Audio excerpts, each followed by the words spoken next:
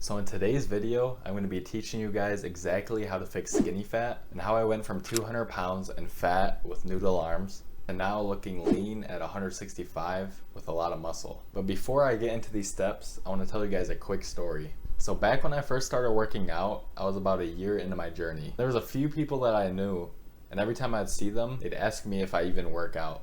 And to me, this was like an insult because I was a year in and I wasn't seeing much progress at all. And if you guys can relate, then this is the perfect video for you. So the reason that you're probably still skinny fat, even if you're working out, is because you have a bad diet. Anyone that knows anything about bodybuilding or anybody that you probably look up to, like Arnold and Mike Mentzer, all these guys say that diet is 80% of working out. And the thing with me is, I would work out every single day, but I wasn't getting nearly enough protein in. I wasn't really paying attention to what I put in my body, so I'd eat like a little bit of chicken and then right after I'd eat donuts and candy. So to ensure that you get the most out of your meals, try getting around a gram of protein per body weight. That's what people typically say. They say 0.7 grams to 1 gram.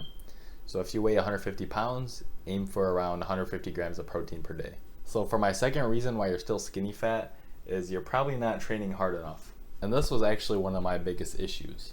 I'd go in the gym, but my mind wasn't in the gym. I would just lift the weights. I wouldn't even pay attention to what I was lifting. I wouldn't keep track of what I was doing. Looking back at it now, I wasted so much time just by not training hard. So in order to start training harder, one of the methods I used was to get better mind to muscle connection on your lifts. So if you're doing biceps, really pay attention to your arm when you're doing it and make the most out of the curl. You can also touch your muscle while doing it, and this will activate more mind to muscle connection. Start progressively overloading on your lifts. If you're working out for 2 months straight and you're just doing the same weight over and over and over again, what are you even doing besides wasting your time?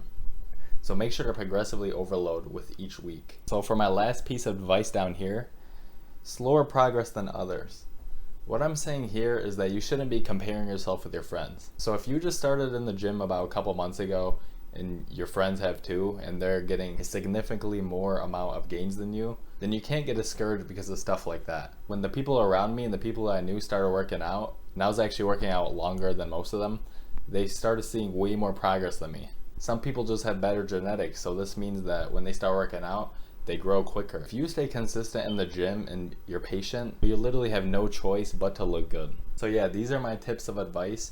This is exactly how I got from 200 down to 160 pounds. If you guys would like me to be your fitness coach, I'll happily do it. I'll put the link somewhere up here. In order to be successful with your journey, you have to have some direction, you have to be consistent, and you have to be dedicated.